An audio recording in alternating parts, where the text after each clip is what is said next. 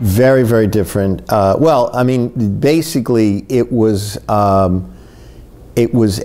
network that had no rules and didn't really have a clear sense of how they would define themselves. They were doing some things very successfully: documentaries, sports, comedy. You know, because Chris's background was running an improv club where comedians got their start. And when they were casting about for an hour drama, they wanted to go as far away from anything you could watch on network television as possible. And so, which now seems so simple, but at the time it was just so revolutionary. So what could be further away than Touched by an Angel than Oz, you know? And that's not taking anything away from Touched by an Angel. Very different. But Touched by an Angel was on CBS. We were on HBO. And so it was a little like being a crack addict and being told you can do as much crack as you want and nothing will happen. You can't get arrested and you can't hurt your health.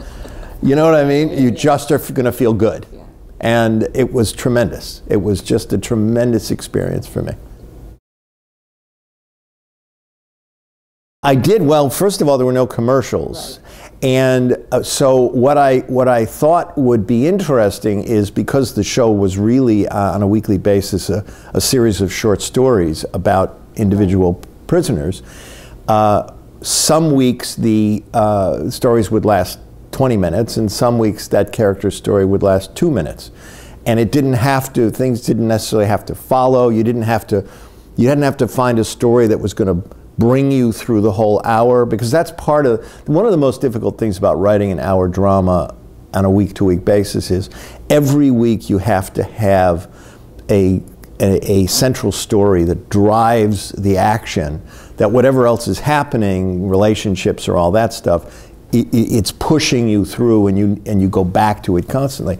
So to be free of that was an extraordinary gift, and a lot of fun to write it, and I think for the actors to play it, because their stories were all kind of, you know, that character's story was all together, and it was, and so he or she got to feel what it was like for that character. It wasn't like spread out over the whole hour.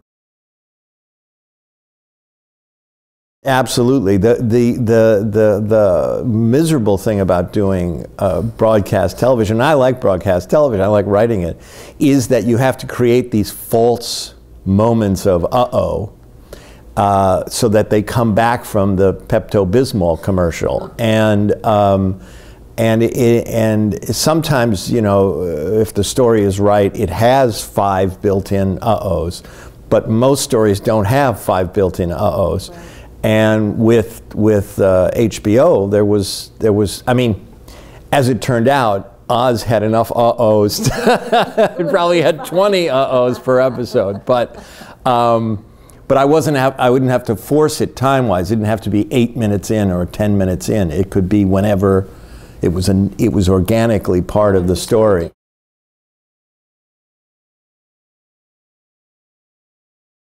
That's absolutely true. I felt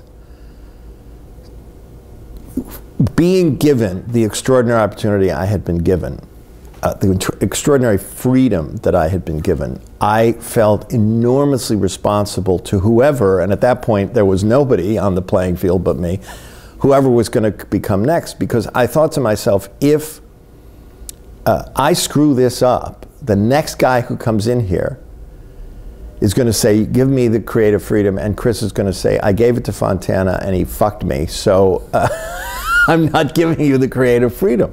So I did seriously worry about that, because you don't want to be the guy who created the problem. We all in this business spend our time paying for the sins of someone else. You know, a studio has gone into a production that the showrunner went way over budget. Well, they can't do anything about that, so you're the next showrunner. They go, look, this is the way it is, you're not spending a dime over that. And, or the network gets in trouble because of some, public interest group writes a letter campaign about somebody else's show, and suddenly, look, we tried to do that, we tried to do abortion on such and such, and we don't want to, forgetting about how different people handle different things, you end up paying for the other people's sins.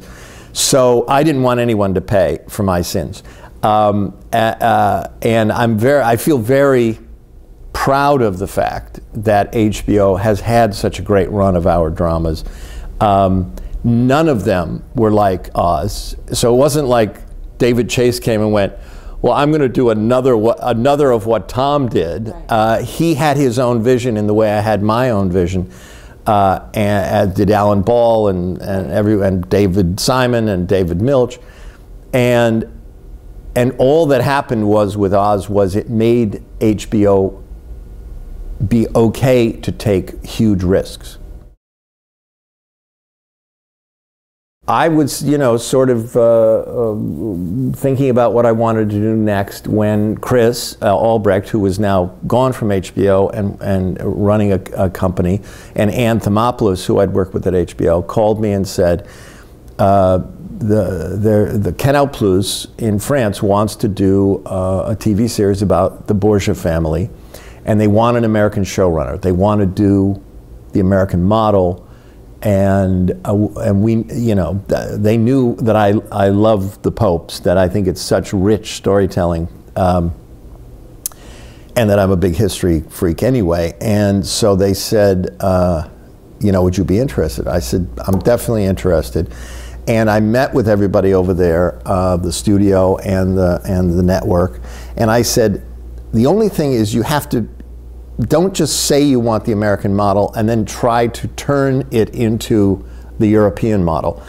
You either have to say, yes, Tom is the guy, or I don't want to do this. And to their credit, they were like HBO. They were like, okay, we will trust you. And again, talk about a sense of feeling the sweat of going, holy God. Because it wasn't just now, just wasn't American showrunners. What we've been trying to do is create a model for European writers to become showrunners. Right. So I was now potentially going to screw an entire generation of European writers on top of American showrunners. So it was, I mean, it didn't make me do anything differently than I would have done, but I did have this thing in the back of my head going,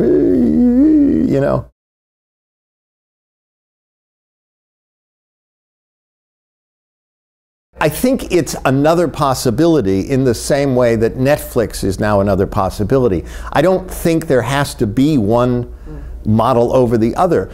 I will say the upside of it is that we did not have to deal with an American entity, and so Borgia never had to carry the weight of any of the American preconceived notions of what the show would be. That being said, the downside of it is that when you have this patchwork quilt of, a German studio, a German network, a French studio, a French network, an Italian network, a Spanish network, and then 55 other people out there, you do start to feel like you're trying to get something past the United States Congress, because everybody's, and I'm not talking creatively, they gave very few notes and they gave them very respectfully, and normally, I mean, 9 times out of 10 they were terrific notes. What I'm talking about is the financial thing, getting the show picked up. It was such a hit after the first season, and it took so long to get the pickup for the second season, and I was like going, in America we would have been picked up 2 episodes in, if not the first episode. So I don't think they're quite as comfortable with this co-production.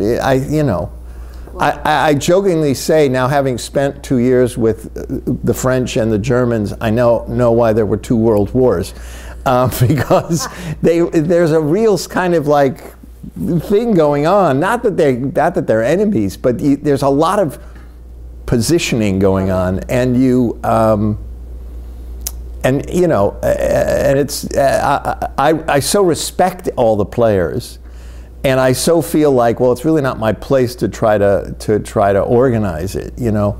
And the truth of it is, they all are coming from the right place. I mean, they really all are. It's not like they're behaving badly. Right. They're just behaving the way that they behave.